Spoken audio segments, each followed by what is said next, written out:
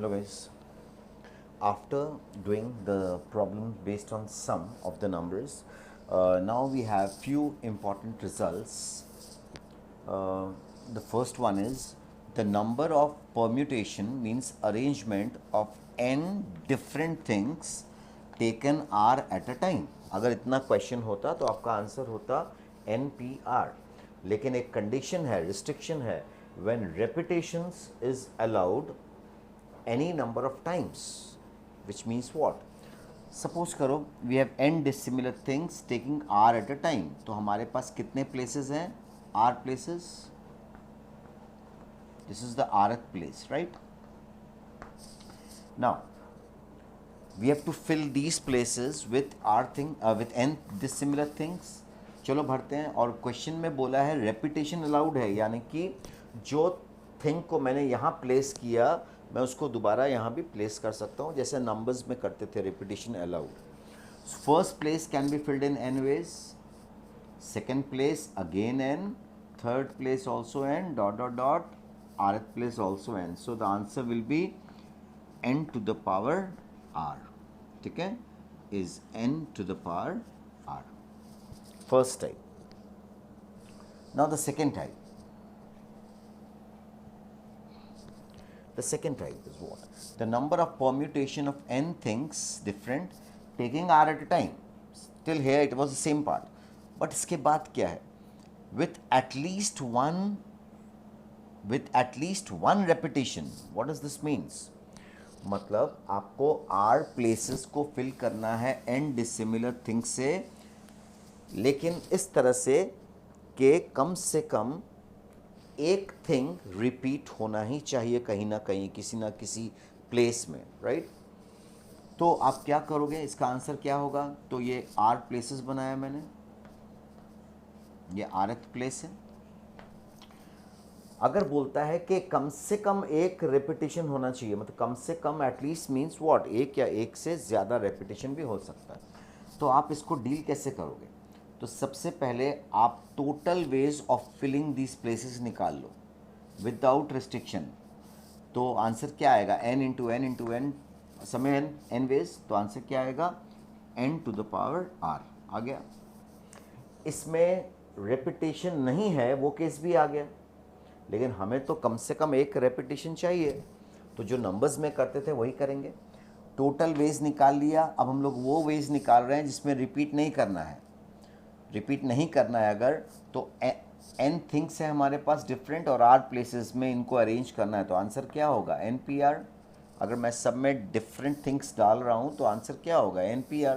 तो total veg में से अगर मैं NPR को सब्ट्रैक्ट कर दूँ, राइट, तो we get permutation in which there is at least one repetition. याद रखना, ठीक है? तो इसका आंसर क्या हो गया? टोटल माइनस टोटल वेज, जिसमें रेपिटेशन अलाउड भी है नहीं भी है, उसमें रेपिटेशन नॉट अलाउड वाला माइनस कर दिया, तो एटलीस्ट वन रेपिटेशन है। इसका आंसर आ गया, राइट?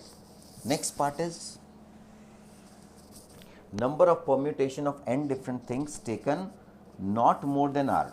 अब ये क्वेश्चन को समझो, हमारे पास r प्लेसेस है, n डिफरेंट थिंग्स है, सब कुछ वही है, लेकिन when each not more than r, मतलब अब ध्यान से देखना, अब ये चेंज हो गया क्वेश्चन है n डिफरेंट थिंग्स को अरेंज करना है taking not more than r. मतलब सबसे पहले ये बताओ कि हम लोग को कितना एट अ टाइम लेना है? नॉट मोर देन आर का मतलब क्या हुआ? आर या आर से कम ले सकते हैं। तो सपोज करो we have only one place, अगर मैं आर को 1 लेता हूँ, एक ही जगह है, एक जगह को भरने का वेज कितना आया? n वेज, ठीक है, n वेज आ गया। अगर मैं r को 1 ले रहा हूँ, अगर मैं r को 2 ले रहा हूँ, मतलब दो प्लेसेस है, सॉरी यहाँ पे नहीं दिखेगा, सपोज दो प्लेसेस हैं, मैं r को 2 ले रहा हूँ, राइट, मैं r को 2 ले रहा हूँ, दो प्लेसेस है, इन दो प्लेसेस को फिल करना है, हमारे पास थिंग्स n है डिफरेंट, तो first place can be filled in n ways, second place can also be filled in n ways, क्योंकि रिपीटिशन में ऑकर।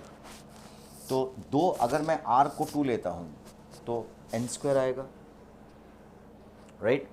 अगर मैं r को 3 लेता हूँ तो n क्यूब आएगा।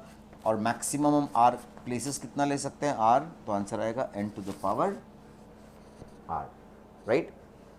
तो इस पार्ट का आंसर क्या है, n plus n square plus n cube से लेकर n to the power r, right. और इसका सम हम लोग जीपी से निकाल सकते हैं, जीपी से इसका सम निकल जाएगा। First term n, common ratio n to the power r minus one by n minus one, ये आंसर हो गया इसका। तो n into n to the power r minus one by n minus one, ठीक है। ये किसका आंसर है, taking not more than r, मतलब वन से लेकर r एट अ टाइम हम लोग ले सकते हैं, ठीक है। और रेपिटेशन अलाउड है, इसीलिए n स्क्वायर ऐसे जा रहा है। Now number of permutation of n different things taken not more than r, same question but repetition not allowed. तो जब रेपिटेशन नॉट अलाउड होगा तो आंसर क्या होगा, सेम क्वेश्चन है, हमारे पास एक जगह है, राइट। अगर मैं r को 1 लेता हूँ तो n में से एक को लेके अरेंज करना है, रेपिटेशन नॉट अलाउड है तो क्या लिखूँगा, np1 वेज। अगर दो जगह है हमारे पास और इनको भरना है, रिपीटेशन नॉट अलाउड, तो दो जगहों को भरना है, हमारे पास चीज़ें n हैं, तो क्या लिखेंगे, arrangement of n different things taking 2 eight a time, right. फिर मैक्सिमम r तक जाना है, 3 लेंगे तो np3 dot dot dot till npr। तो इसका आंसर हो गया np1 प्लस np2 से लेकर npr, राइट। ये तुम्हारा फोर्थ टाइप है। नेक्स्ट इसके बाद जो पॉइंट है वो है number of permutation of n different things taken. अभी तक क्या क्या था, not more than r, not more than r, इसमें रेपिटेशन अलाउड था, इसमें रेपिटेशन नॉट अलाउड था। लेकिन अब क्वेश्चन सुनो, टेकन मोर देन r मतलब आपको r से ज़्यादा प्लेस लेना है, राइट। तो आप क्या करोगे, आपको प्लेस r से ज़्यादा लेना है। तो सपोज करो, रिपीटिशन अलाउड है, तो सपोज करो मैं r प्लेस ले रहा हूँ, राइट, मैं r प्लेस ले रहा हूँ। इसको फिल करने का वेज क्या होगा, सब में n वेज में फिल कर सकते हैं, रिपीटिशन अलाउड है। तो मोर देन r, सॉरी ये r प्लस 1th प्लेस है, राइट। तो इसको भरने का वेज कितना होगा, हर प्लेस को we can fill in n ways और r प्लस 1 प्लेसेस है, तो आंसर होगा n to the power r plus 1, right. n to the power r plus 1, फिर n to the power r plus 2 चलते जाएगा टिल कितना, maximum हम लोग कितना लेंगे, राइट।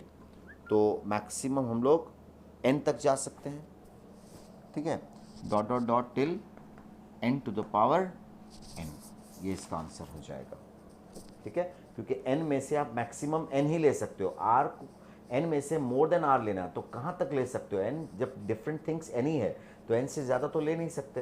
तो n to the power r plus 1 plus n to the power r plus 2 से लेकर n to the power n, इसको भी अगर GP से निकालना हो तो निकाल सकते हो, otherwise you can keep it like this, right.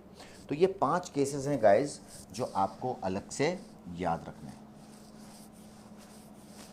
इसके बाद आता है एक बहुत इंपॉर्टेंट रिजल्ट,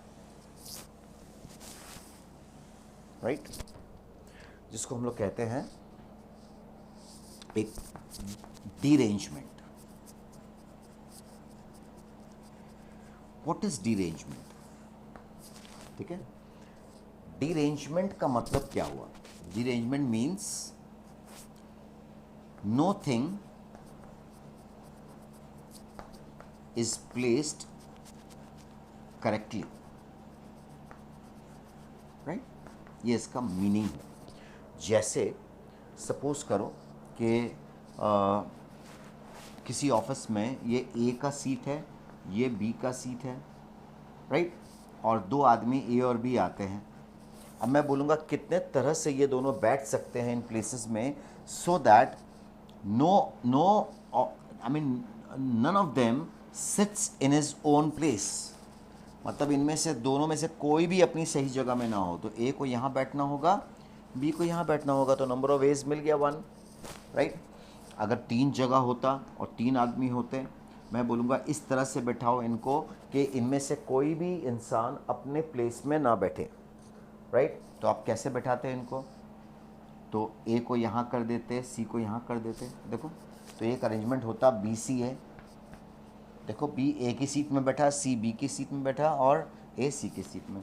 फिर दूसरा अरेंजमेंट क्या हो सकता है, ए को मैं यहाँ कर दूँ, बी को यहाँ कर दूँ, सी को वहाँ नहीं, सी को वहाँ नहीं कर सकते, मैं सी को यहाँ कर दूँ, ठीक है, सी को यहाँ कर दूँ, ए को यहाँ कर दूँ, बी को वहाँ कर दूँ, राइट। तो हम लोग इस तरह से इसको अरेंज कर सकते हैं। तो ये जो एग्जाम्पल्स देख रहे हो ये क्या है, कोई भी चीज़ अपनी सही जगह पे नहीं है, राइट। तो ये तो छोटे मोटे नंबर ऑफ थिंग्स हैं, 3 हैं, 2 हैं, तो हम लोग प्रैक्टिकली निकाल ले रहे हैं। लेकिन अगर ज़्यादा थिंग्स हो और मैं बोलूँगा 10 चीज़ें हैं, 10 चीज़ों को इस तरह से अरेंज करो कि कोई भी चीज़ अपनी निर्धारित जगह पे ना हो, none of the thing is in its own specified place, right. तो वैसे को हम लोग we term in mathematical language we term it as derangement. ये डी अरेंजमेंट नहीं है, देखो ये नहीं है यहाँ, डी रेंज, डी रेल जैसे होता है ट्रेन में, डीरेंजमेंट। डीरेंजमेंट मतलब none of the things, no thing is placed correctly, मतलब कोई भी चीज़ अपनी सही जगह पे ना हो, कोई भी, राइट, याद रखना। तो कैसे हम लोग डीरेंज करते हैं, तो देखो इसका when we come in the offline classes तो इसके डेरिवेशन है, बहुत क्लासिक है, कभी आप पूछ सकते हो, बिल्कुल समझ में आएगा। लेकिन फिलहाल पहले मैं आपको फॉर्मूला दे रहा हूँ। तो derangement means know thing is place in place correctly. Derangement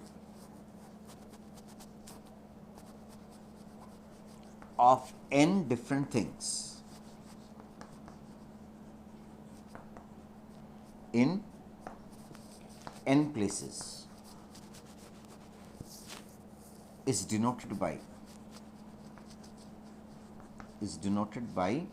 dn। इसको हम लोग डिनोट करते हैं बाय dn। एंड dn कैसे निकलेगा, तो फैक्टोरियल n लिखोगे पहले, जितनी चीज़ें हैं उसका फैक्टोरियल, याद रखने का बड़ा आसान तरीका। फिर 1 बाई 1 फैक्टोरियल से स्टार्ट करोगे और बढ़ते जाओगे with alternate plus and minus sign. Plus आया, माइनस के बाद माइनस में क्या लिखोगे, -1 बाई रूट फैक्टोरियल 2। प्लस में क्या लिखोगे, सॉरी सबसे पहले आता है 1 -1 by factorial 1। We start with 1 by factorial 0, we start with 1 by factorial 0, factorial 0 1 होता है। तो 1 सबसे पहले क्या लिखोगे, 1 -1 बाई फैक्टोरियल 1। इस तरह बढ़ते जाना है ऑल्टरनेट प्लस माइनस के साथ जब तक नीचे में n ना आ जाए फैक्टोरियल। तो 1 -1 by factorial 1 plus 1 by factorial 2 -1 by factorial 3 plus चलते जाएगा dot dot dot dot dot और लास्ट में आएगा -1 के पावर में n into 1 by factorial n, right. ये फॉर्मूला है डीरेंजमेंट का, और ये फॉर्मूला वैलिड होगा जब n को हम 3 या 3 से बढ़ा लेंगे, राइट। अब ये डेरिवेशन से आया, don't think much about that, वो मैं बता दूंगा लाइव क्लास में। अब इसमें याद रखना ये 3 या 3 से बड़े के लिए है, तो 2 या अगर n का वैल्यू 2 हुआ या 1 हुआ तो इसका वैल्यू क्या होगा, तो हम लोग को पता है derangement of 1 thing is 0 and derangement of 2 things is 1। मतलब अगर ये a का प्लेस है और ये a है तो कितने तरह से वो बैठे कि वो अपनी सही जगह में ना बैठ पाए, तो कोई ऑप्शन ही नहीं है, डीरेंज होने का कोई ऑप्शन नहीं है, क्योंकि इसके पास एक ही जगह है, उसको वहीं बैठना पड़ेगा, राइट, कहीं और तो बैठ ही नहीं सकता है। तो D1 का वैल्यू क्या होगा, 0 बेस, क्योंकि अगर एक आदमी है और एक ही उसका प्लेस भी है तो वो डीरेंज नहीं हो सकता है, उसको उसी जगह पे बैठना पड़ेगा। तो आंसर इज 0। अब सोचो 2 प्लेस है A और B और आदमी भी 2 हैं A और B। अब कितने तरह से मैं उनको बैठाऊं कि कोई भी इंसान अपनी सही जगह पे ना हो, तो सिर्फ एक रास्ता है, B A की जगह में बैठेगा और A B की जगह में, और कोई वे नहीं है। तो D1 हमेशा 0 होता है। D1 का मतलब derangement of 1 thing is 0, derangement of 2 different thing is always 1, और 2 से बड़ा कुछ लेना हो तो इसका फॉर्मूला का यूज़ करोगे, तो राइट, इसका यूज़ करोगे। ये फॉर्मूला है, याद रखना है, बहुत इम्पॉर्टेंट। ठीक है, जैसे मैं आपको एक एग्जाम्पल से इसको शो करता हूँ। मान लो मैं बोलूँगा 4 letters is to be put in 4 addressed envelopes so that number 1, अब इसमें मैं बहुत सारे वेरिएशंस ला सकता हूँ, so that number 1, no letter goes in its correct envelope.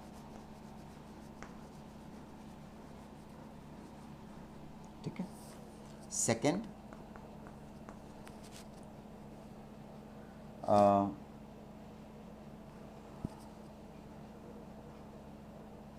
Three particular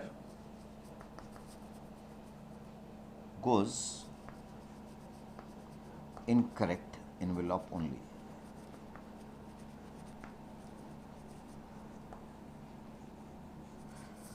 और third part, all 4 letters does not go in correct envelope. Now we have 3 parts. All 3 have a different meaning. Now guys, पहला part बोलता है कि 4 letter हैं और 4 उनका envelopes है। मान लो लेटर का नाम लेटर ABCD है, ये उनके 4 एनवेलप्स हैं और ये 4 लेटर्स हैं ABCD। अब इसको प्लेस करना है एनवेलप में इस तरह से कि कोई भी लेटर अपने एड्रेस्ड एनवेलप में नहीं जाए। मतलब A स्मॉल a वाले एनवेलप में नहीं जा सकता, B स्मॉल b वाले में नहीं जा सकता, C स्मॉल c वाले में नहीं जा सकता, D स्मॉल d वाले में। तो इसको क्या करना है हमें, इसको क्या बोलते हैं, डीरेंजमेंट। अब कितनी चीज़ों को डीरेंज करना है, 4 चीज़ों को ना। तो पहला पार्ट का आंसर होगा D4। इसका आंसर क्या होगा, D4। D4 कैसे निकलेगा, तो फॉर्मूला जो आपने लिखा था उसमें पुट करेंगे, बाहर आएगा 1/1, बाहर आएगा फैक्टोरियल 4, अंदर शुरू होगा 1 -1/1, ऑल्टरनेटली लिखते जाओगे प्लस माइनस के साथ, 1/2 -1/3 प्लस 1/4, फिनिश। ठीक है, तो ये 4 चीज़ें डीरेंज हो गई। इसका वैल्यू निकालना है, आराम से निकालेंगे। ये तो कट गया, 1 और 1 कट जाएगा। अब तुम कभी भी LCM लेके मत सॉल्व करना इसको कि इसको कैलकुलेट कर लोगे, नो, इसको अंदर मल्टीप्लाई कर दो। Factorial 4/2 minus factorial 4/3 plus factorial 4/4। Factorial 4/2 को सिंप्लीफाई कर सकते हो। यू मस्ट बी नोइंग 4 3 बाहर निकालो 12 हो जाएगा, ये 4 हो जाएगा और ये 1। तो आंसर कितना आया, 9 ways. We can derange 4 letters in 9 ways. 9 तरीके हैं जिससे हम 4 लेटर्स को में से किसी को भी सही एनवेलप में नहीं डालें। तो ऐसा 9 केसेस पॉसिबल है, right. First part. Second part क्या बोलता है गाइस कि सॉरी, इसको 3 पर्टिकुलर हटा के 2 कर देते हैं, या एक, हाँ ठीक है। अब बोल दिया कि 4 लेटर में से 2 पर्टिकुलर सही एनवेलप में जाएगा। 2 पर्टिकुलर मतलब बता दिया, A और B। जैसे A और B सही एनवेलप में चला गया, लेकिन बाकी को तो नहीं जाना है क्योंकि ओनली है। तो कितनी चीज़ों को डीरेंज करना है, टू थिंग्स को, C और D को खाली डीरेंज करना है। तो इसका आंसर क्या हो गया, D2 तो फॉर्मूला के बगैर भी निकल जाएगा, 1 वे, आंसर आ गया। ठीक है, हाँ, अगर ये ज़्यादा होता तो D4 D5 कुछ भी आता। थर्ड पार्ट, सबसे इंपॉर्टेंट पार्ट, देखो ये इसमें you might get confused. All letter does not go in correct envelope and no letter goes in the correct envelope. क्या फर्क है दोनों में? तो जब नो लेटर बोला इसका मतलब कोई भी लेटर सही जगह पे नहीं जाएगा, और all four letter does not go in the correct envelope मतलब चारों सही जगह पे नहीं जाना चाहिए, दो सही जगह में जा सकता है। तो all four letter does not go in the correct envelope का सही मीनिंग क्या हुआ पहले आप समझ लो। It means all four letter does not go in the correct envelope means two or 3 or none might go in correct envelope। इसका मतलब ये हुआ कि चारों सही जगह पे नहीं जाएगा, तो दो तो सही जगह में जा ही सकता है, 3 भी सही जगह में जा सकता है, या कोई भी सही जगह में ना जाए। ठीक है, ये इसका मतलब हुआ। तो इसको सॉल्व करने का सबसे आसान तरीका क्या है, थर्ड पार्ट को, कि टोटल परम्यूटेशन निकाल लो, उसमें परम्यूटेशन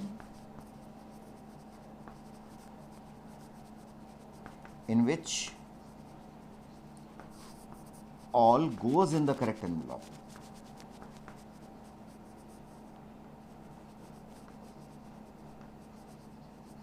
ये कॉन्सेप्ट को यूज कर दो, आंसर आ जाएगा। टोटल परम्यूटेशन मतलब 4 लेटर को 4 एनवेलॉप में डालने का टोटल वेज कितना होगा, फैक्टोरियल 4, क्योंकि first letter can be put in 4 ways. 4 envelope में से किसी भी एक में जा सकता, दूसरा 3 में से किसी में एक जाएगा, तीसरा 2 और चौथा 1, मीन्स फैक्टोरियल 4 हो गया। और अगर कॉमन सेंस से सोचोगे, अगर मैं चाहता हूँ कि चारों लेटर सही एनवेलॉप में जाए, तो चारों लेटर या पांचों जो भी हो, अगर सब लेटर सही एनवेलॉप में जाता है तो नंबर ऑफ वेज कितने होंगे। मान लो ए में ही जाएगा, बी में ही जाएगा, सी में जाएगा, डी, तो नंबर ऑफ वेज कितने हैं जिससे हम सबको सही जगह में डाल पाएँ। तो there is only one way. तो फैक्टोरियल 4 में 1 माइनस कर दोगे तो आपको आंसर मिल जाएगा that all letter does not go in the correct envelope.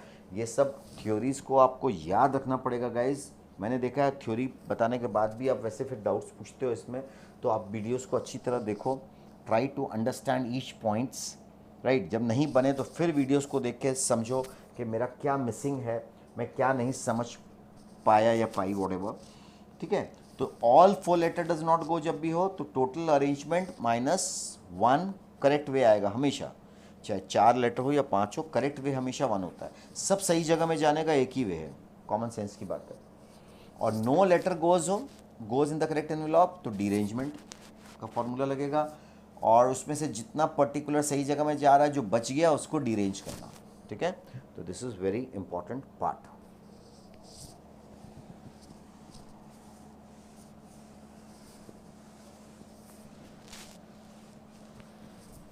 Right? After this we have circular permutation.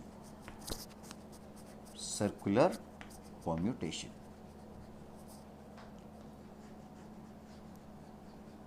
What is circular permutation? इसको शॉर्ट में हम लोग CP भी लिखते हैं, कॉस्ट प्राइस मत समझ लेना।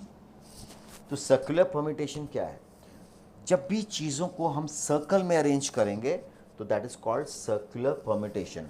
और इससे पहले हम लोग लाइन में अरेंज कर रहे थे तो दैट इज लीनियर परम्यूटेशन। उसको हम लोग क्या बोलेंगे, लीनियर परम्यूटेशन। जब लाइन में अरेंज करते हैं, सपोज करो ABC 3 चीज़ें हैं, इसको लाइन में अरेंज करना है, तो आप कैसे करते हो, ABC ACB, राइट, फिर BAC BCA, फिर CAB CBA, 6 वेज है अरेंजमेंट का। लेकिन अगर इसको सर्कल में अरेंज करोगे तो देखो ये डिफरेंट आंसर देगा। ठीक है, तो जैसे ABC, ठीक है, एक वे हुआ, मैंने एंटी क्लॉकवाइज रखा है इसको, अब एक बार इसको एंटी क्लॉकवाइज कर देते हैं, ABC, ये अलग अरेंजमेंट हो गया। ठीक है, ये एक अरेंजमेंट, ये अलग अरेंजमेंट। फिर A, ठीक है, अब A नहीं रख के ABC हो गया। अब हम लोग क्या करेंगे, ACB, ये तो हो चुका है ना, सॉरी। अब सेकंड अरेंजमेंट क्या होगा इसमें, बताइए। तो सेकंड अरेंजमेंट इसमें होगा ही नहीं, बस दो ही वेज है, तुम कुछ भी लिखोगे तो वही आ जाएगा। तो सोचो, तीन चीज़ों को जब आपने लाइन में अरेंज किया तो 6 आंसर आ रहा है, और इन्हीं तीन चीज़ों को जब आप सर्कल में अरेंज करते हो, राइट, तो दो ही वेज आता है, ओनली 2 वेज। देख लो, कोई भी अरेंजमेंट करो, तुम बी को यहाँ करके सी को यहाँ कर दोगे तो यही आ जाएगा। तुम सोचोगे हम यहाँ पे ए रखे हैं तो यहाँ बी रख दें, तो एक ही बात है। तुम देख लो, बी ए सी और ये दोनों सेम है, both of them are same. खुद सोचो क्यों? क्योंकि अगर मैं इसको देखूं तो A B C anticlockwise जा रहा है, ये भी तो वही है, A B C anticlockwise है। सिस्टम थोड़ा टर्न हो गया, मतलब मैंने लेटर्स को इंटरचेंज नहीं किया। देखो, ये सिस्टम जो था वो थोड़ा सा, ये सिस्टम थोड़ा ऐसे टर्न कर दो, पूरे सिस्टम को टर्न कर दो, ये आ जाएगा। तो इसको हम लोग डिफरेंट अरेंजमेंट नहीं बोलते हैं, you should pay heed to it, this is one and same. समझे? अगर कोई सर्कुलर परम्यूटेशन अरेंजमेंट को रोटेट करने से, सेट को रोटेट करने से दूसरा अरेंजमेंट आ रहा हो तो वो दोनों सेम कहलाएगा, राइट? तो कुछ भी तुम दूसरा अरेंजमेंट करके देखोगे तो इन्हीं दो में से कोई आएगा, राइट? तो this is called circular, there is a difference, line में अरेंज करना, सर्कल में अरेंज करना, ठीक है?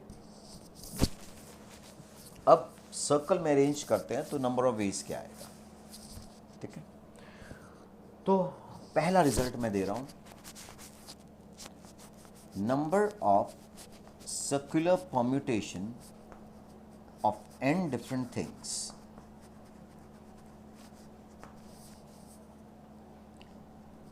taking all at a time, taking all at a time, ठीक है? if number 1 places are numbered, places are numbered and places are not numbered, unmarked, ठीक है? इसको भी मार्क कर देता हूँ, places are marked, मतलब नंबरिंग किया हुआ है। तो अभी अभी जो मैंने डायग्राम दिखाया था सर्कुलर में, ए बी सी, फिर लिखा था मैंने A anticlockwise A B C, फिर मैंने अभी आपको बना के दिखाया था कि यहाँ बी ए सी लिख देंगे तो ये सी सेम हो जाएगा, राइट? ये दोनों सेम हो जाएगा। ये सेम इसलिए हो रहा है क्योंकि यहाँ सर्कल में कोई सीट में नंबरिंग नहीं किया हुआ है, राइट? सीट्स आर या प्लेसेस आर नॉट मार्क्ड, कोई नंबरिंग नहीं है, तो ये और ये सेम है, क्योंकि सिस्टम टर्न हो जाएगा तो वही आ जाएगा।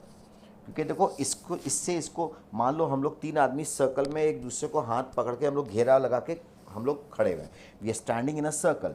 अब हम लोग सब थोड़ा थोड़ा शिफ्ट हो जाएंगे, राइट?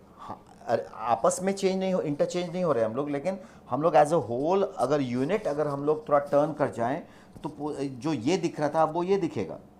तो it is same, consider to be same. कब? When seats places are unmarked, places में नंबरिंग नहीं किया हुआ है, तो ये और ये सेम कहलाएगा। लेकिन अगर सीट में नंबरिंग है, मान लो ये सीट 1 2 3 मार्क किया हुआ है, सीट में नंबरिंग है, अब देखो ये अलग अरेंजमेंट है, ये अलग है, क्योंकि ए तो सेम में है लेकिन बी और सी, देखो सी का सीट चेंज हो गया। और इसमें भी देखो बी अब 1 में आ गया, पहले बी 3 में था, इसमें 2 में था, तो ये सब अरेंजमेंट अलग हो जाएगा। और जब ये अलग हो जा रहा है नंबरिंग में, तो ये लीनियर परम्यूटेशन जो था उसी के बराबर हो जाएगा ये, राइट? तो याद रखना कि number of circular permutation of n different things taking all at a time if places are marked is equals to linear permutation, वो लीनियर परम्यूटेशन के बराबर हो जाएगा। और n थिंग्स का एक लाइन में अरेंजमेंट कितना होता है? फैक्टोरियल n, सर्कल में भी फैक्टोरियल n ही रहेगा। लेकिन अगर ये सर्कल में अरेंज कर रहे हैं और प्लेसेस मार्क्ड नहीं है, तो इसका आंसर हो जाएगा लीनियर परम्यूटेशन। याद रखने का टेक्निक है लीनियर परम्यूटेशन बाई n, यानी कि फैक्टोरियल n बाई n, यानी कि और सिंप्लीफाई करें तो n बाहर निकालेंगे तो n-1 फैक्टोरियल। तो रटने का बड़ा आसान तरीका है, जब भी n चीज़ों को लाइन में अरेंज करना हो तो फैक्टोरियल n, जब भी n चीज़ों को सर्कल में अरेंज करना हो और सीट में नंबरिंग नहीं हो तो एक कम का फैक्टोरियल, राइट। लेकिन इससे बेहतर है आपको याद रखना linear permutation by number of things, that is most important, right. अब आप सोचोगे ये कैसे आया, तो इसको प्रूव करते हैं हम लोग। अब प्रूव करने के लिए मैं एग्जांपल लेता हूँ। मान लो ABCD है, 4 लेटर्स, ठीक है। इन 4 लेटर्स को अगर मैं आपको लाइन में अरेंज करूं तो कुछ अरेंजमेंट, टोटल 24 अरेंजमेंट तो मैं दिखाऊंगा नहीं, कुछ एग्जांपल्स दिखा रहा हूं। लाइन में अरेंज करेंगे तो ABCD एक अरेंजमेंट है ये। फिर मैं B से स्टार्ट करूंगा, ऑर्डर सेम रखूंगा, BCDA। देखो मैंने ABCD लिखा, फिर BCDA, ऑर्डर सेम रखना है। फिर C से स्टार्ट करेंगे, CDAB, CDAB, ऑर्डर सेम रख रहा हूँ। फिर DABC। इसके बाद अगर मैं लूँगा तो ABCD यही आ जाएगा। तो इसका टोटल अरेंजमेंट तो 24 है, उसमें से मैंने 4 एग्जाम्पल लिया जिसमें मैंने ऑर्डर को मेंटेन किया।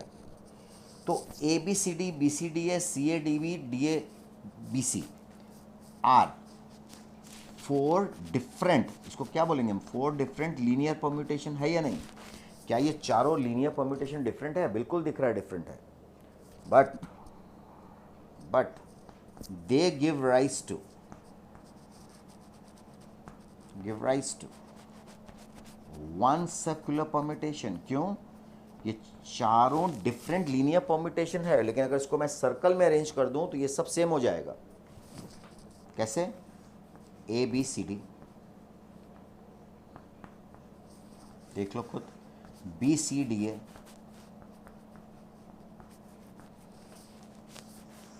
CDAB और DABC। देखो सर्कल में डिफरेंट अरेंजमेंट कब होता है? जब पोजीशन चेंज होता है, मतलब इनमें से कोई 2 पलट गया या ये 2 पलट जाए, ठीक है, तब अरेंजमेंट चेंज हो जाता है। लेकिन तुम सब में देखो कि ABCD यहाँ भी है, ABCD यहाँ भी है, देख लो ABCD यहाँ भी है और ABCD यहाँ भी है। यहाँ कोई भी चीज़ आपस में इंटरचेंज नहीं हुई है, ये सिस्टम टर्न हो गया, राइट, क्योंकि सीट में नंबरिंग नहीं है। तो ABCD, ये भी ABCD कहलाएगा। थोड़ा मैंने इसको ऐसे टर्न कर दिया या अपने देखने का जो व्यू है उसको चेंज कर दिया। अगर मैं इसको सामने से देख रहा हूँ तो ABCD दिख रहा है, अगर मैं इसको थोड़ा इधर से देखूँगा, राइट, अगर मैं इसको इस साइड से देखूँगा तो ये सेम रिजल्ट हमें दिखेगा, राइट। बात समझो? या ऐसे सोचो कि इसको मैं मेरा व्यू जो होगा, मेरा व्यू क्या होगा, अगर मैं इसको इस डायरेक्शन से देखूंगा तो BCDA है ना, BCDA। अगर मैं यहाँ से देख रहा हूँ इसको तो BCDA आ रहा है, इसको मैं यहाँ से देख रहा हूँ तो BCDA ये भी आ रहा है। तो ये दोनों तो सेम है, खाली मेरे व्यू को चेंज करने से ये वही दिखेगा जो ये था। लेकिन अगर इसमें से किसी को पलट दोगे तो डिफरेंट लगेगा, वो डिफरेंट अरेंजमेंट हो जाता है। तो चारों डिफरेंट लीनियर परम्यूटेशन तो है, लेकिन अगर इसको मैं सर्कल में चारों को प्लॉट करूं तो ये चारों एक ही परम्यूटेशन दे रहा है, एक ही अरेंजमेंट दे रहा है। तो मैं क्या बोलूँगा, 4 different linear permutation give rise to one circular permutation. और ये यूनिटरी मेथड पे जाओ, therefore 1 different linear permutation will give rise to 1/4 circular permutation. Factorial for linear permutation will give rise to factorial 4/4 circular permutation. देखो answer आ गया। तो 4 चीज़ों का सर्कुलर परम्यूटेशन क्या आ रहा है? फैक्टोरियल 4, 4 है तो फैक्टोरियल 4, और जो जितनी चीज़ें हैं उससे डिवाइड कर दो, फैक्टोरियल 4/4। अब तुम चाहो तो 4 बाहर निकाल के काट के फैक्टोरियल 3 लिख सकते हो। तो हम लोग शॉर्टकट में याद रख सकते हैं, 4 चीज़ों को सर्कल में अरेंज करो जिसमें सीट में नंबरिंग ना हो, तो इसका अरेंजमेंट क्या होगा, एक कम का फैक्टोरियल। राइट। तो ये डेरिवेशन हो गया आपका। अब आप इसको स्ट्रॉन्ग कैसे करोगे?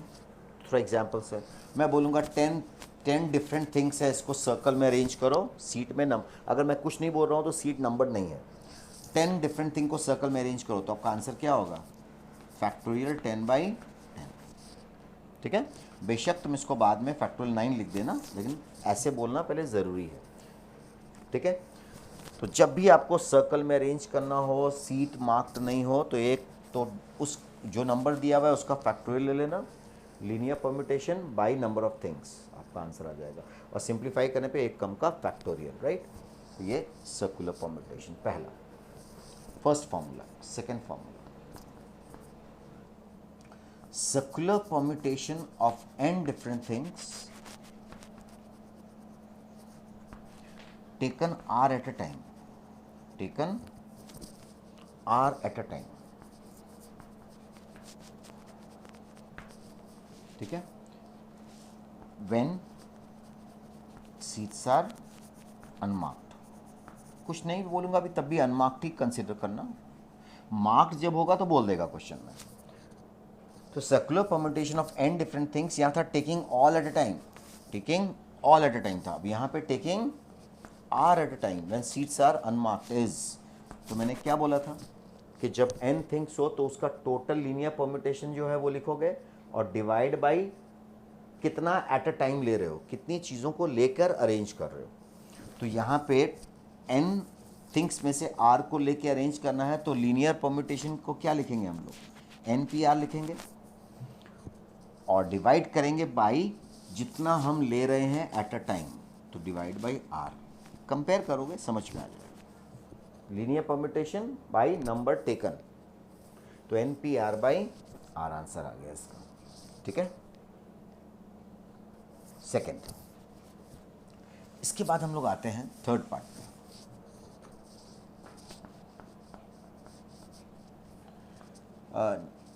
Circular permutation of n different things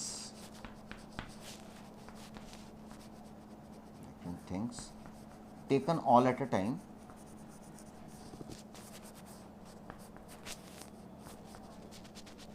taking all at a time if no distinction can be made in clockwise and anti-clockwise arrangement।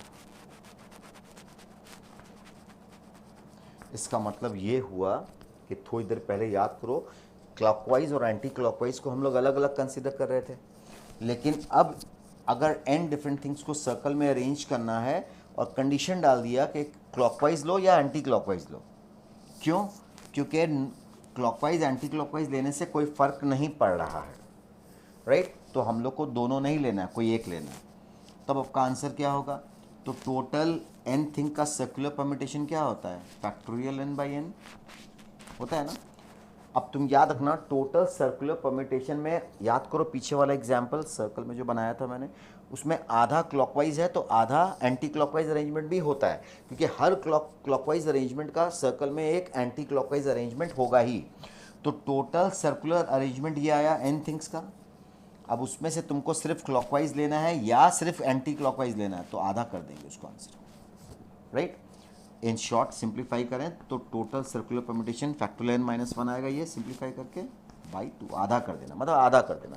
जब भी कोई ऐसा क्वेश्चन हो जिसमें क्लॉकवाइज और anti clockwise gives you the same result, तो आपको दोनों में से कोई एक लेना पड़े, तो आप टोटल सर्कुलर परम्यूटेशन का जो फॉर्मूला है उसको लिख के डिवाइड बाई 2 करो।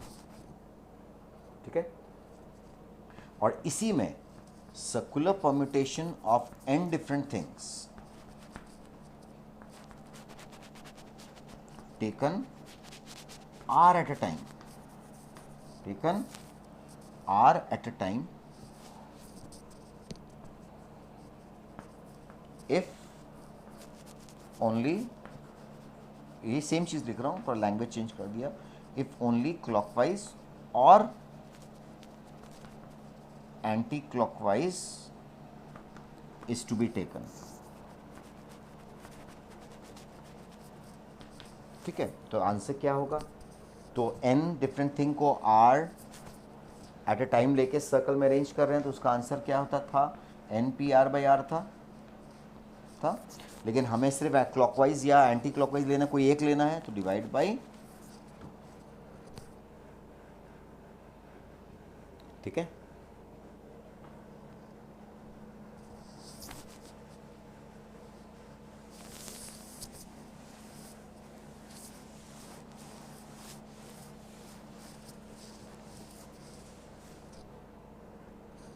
इसके बाद अब एग्जाम्पल्स देखो कुछ।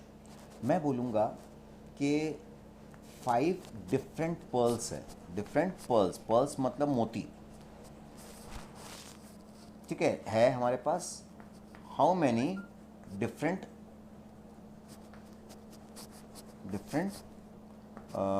Necklace can be made. अब तुम कॉमन सेंस लगाओ, नेकलेस में सर्कल में ही अरेंज करना होता है, तो सबसे पहले बताओ 10 डिफरेंट थिंग को सर्कल में अरेंज करेंगे तो आंसर क्या होगा? फैक्टोरियल 4, एक कम का फैक्टोरियल, या 5 फैक्टोरियल बाई 5 लिख दो, वो फैक्टोरियल 4 ही आएगा। ये होता है आंसर। लेकिन कॉमन सेंस लगाओ कि इस अरेंजमेंट में क्लॉकवाइज और एंटी क्लॉकवाइज दोनों लिया गया है। लेकिन नेकलेस में क्या होता है कि अगर मैंने 5 पर्ल्स को इस तरह अरेंज किया एक बार, और एक बार इसको एंटी क्लॉकवाइज कर दिया, ए बी सी डी ई, जो कि इसमें इंक्लूडेड है, हर क्लॉकवाइज का एंटी क्लॉकवाइज भी इसमें इंक्लूडेड है। लेकिन जब नेकलेस बनाते हैं, सोचो कॉमन सेंस से कि ये पर्ल्स मतलब खाली मोती है, समझ लो, कुछ में डिज़ाइन नहीं है। तो A B C D E को मैं ऐसे लगाऊं या एंटी क्लॉकवाइज लगाऊं, क्या ये दोनों नेकलेस डिफरेंट होगा? तो बिल्कुल नहीं होगा। क्यों? क्योंकि इस नेकलेस को अगर मैं पीछे से देखूंगा, क्योंकि नेकलेस को तो हम ऐसे भी घुमा सकते हैं, घुमा के ले सकते हैं, तो अगर मैं इसको पीछे से देखूंगा तो ये वही दिखेगा, सेम। तो ये दोनों अलग अलग नेकलेस नहीं होगा। यानी कि क्वेश्चन के लैंग्वेज से हमें खुद पकड़ना है कि क्लॉकवाइज और एंटी क्लॉकवाइज दोनों लेना है कि नहीं लेना है। तो नहीं लेना है। क्यों? क्योंकि नेकलेस में अगर मैं ले लूँगा तो ऑपोजिट साइड से अगर मैं इसको देखूंगा, इस नेकलेस को, तो वो यही नेकलेस दिखेगा हमें। इसका मतलब है कि हमें एंटी क्लॉकवाइज और क्लॉकवाइज दोनों नहीं लेना है, कोई एक लेना है। तो आंसर क्या होगा? Divide by 2। ठीक है, तो सर्कुलर परम्यूटेशन निकाल लो, डिवाइड बाई 2 कर देना, जब क्लॉकवाइज और एंटी क्लॉकवाइज में कोई एक लेना हो। अब सर्कल में जब अरेंज करते हैं तो बाकी रिस्ट्रिक्टेड परम्यूटेशन में जो हमने पढ़ा था वो तो इसमें भी होगा ही, राइट? जैसे टुगेदर का कॉन्सेप्ट इसमें भी लगेगा। ठीक है, तो वो सब कॉन्सेप्ट इसमें भी एप्लीकेबल हैं जो हम लोगों ने लीनियर परम्यूटेशन में पढ़ा था। इसीलिए rest things will remain the same.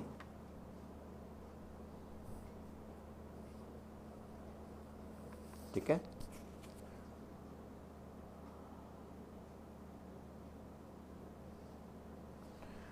तो with this I think hopefully we come to the end of the theory of permutation, right? And combination is very different in school and competition. School level can be finished off in just 1 hour time, and competitive level will take around 3-4 hours to complete it. So our next video will be on combination. With this we come to the end of permutation. I'll be posting the questions which I mean on the theory which I had taught in this video. Okay guys, go through the video. All the best.